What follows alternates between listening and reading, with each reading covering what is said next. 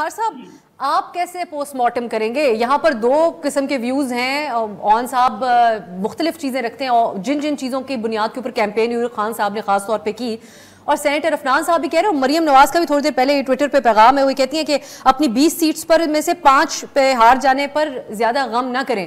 तो आप क्या समझते हैं, क्या वजह रही नून लीग की इतनी बड़ी शिकस्त की और PTI का पंजाब में बोलबाला होने की? जो एंटी फौज स्टांस है PTI का, उसको बड़ी अहमियत हासिल हुई और बड़ा पॉपुलर हुआ वो। ये हमने देखा माजी में भी, जब पाकिस्तान मुस्लिम लीग नून एंटी एस्टैब्लिशमेंट स्लोगन को इस्तेमाल कर रही थी, तो उसने तमाम एक सीट के अलावा तमाम ज़िमनी इंतखाबात जीते थे। पहली बात तो ये।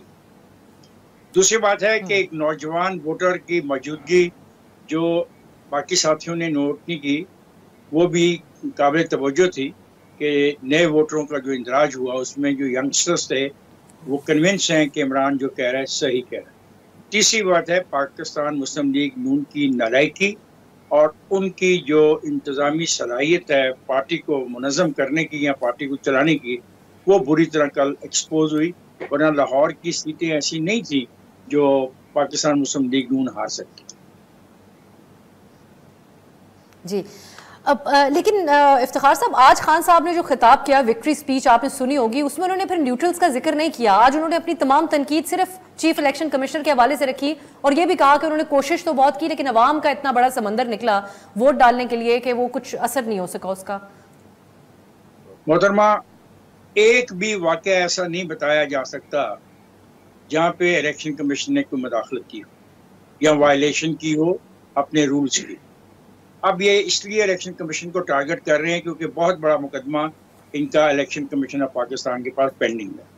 ये उनको दबाव में आज से नहीं ला रहे, जब से सियालकोट और डस्का के इलेक्शन हुए हैं ये तब से उनको दबाव में ला रहे हैं। तो इनका मकसद कोई नहीं है, वो एक कॉन्स्टिट्यूशनल पोस्ट है।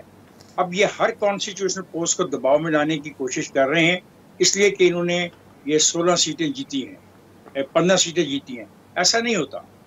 पंजाब की असम्बली 15 सीटों की खेल नहीं है। मैं इस बहस में नहीं जाना चाहता। आज का जो प्रोग्राम आपका है और अपने आप को वहीं तक महदूद रखें तो बेहतर है, क्योंकि इल्ज़ाम तराशी का कोई फ़ायदा नहीं।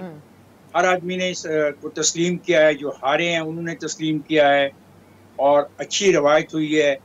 किसी की जान नहीं, एक आदमी बेचारा शदीद ज़ख्मी हुआ शेखुपुरा के अंदर, और खुदा का शुक्र है कि कोई ऐसा वाक़या नहीं हुआ। छोटी मोटी अगर कोई झड़प हुई है किसी पोलिंग स्टेशन पे तो उसी वक्त उसको मैनेज कर लिया गया। एक पॉजिटिव है। और दूसरी ये पॉजिटिविटी है कि अगर ज़िमनी इंतखाब में लोग इस हद तक बाहर आए हैं तो इसका मतलब है कि लोग कॉन्स्टिट्यूशन ऑफ पाकिस्तान, पाकिस्तान के इंतखाबी निज़ाम और पाकिस्तान के इंतखाबी ढांचे में यकीन रखते हैं। ये जो लोग उनको एक नया इंतखाबी ढांचा या नया इंतखाबी निज़ाम देना चाहते हैं, ये उसकी भी नफ़ी है। ये कहना कि लोगों को वोट डालने का ढंग नहीं आता, उनको वोट डालने में मुश्किल होती है, इस सब सवालों का जवाब मिल गया।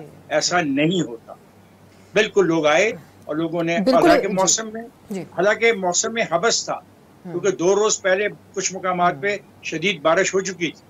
सो उन लोगों ने अपने शनाख्ती कार्ड को दिखाया, लिस्ट में अपना उनका नाम देखा गया, उनको उनके हाथ में उनका बैलेट पेपर दिया गया, बैलेट पेपर को उन्होंने स्टैम्प किया, स्टैम्प करके उन्होंने डब्बे में डाला और शाम जो गिनती हुई सब ने कबूल की।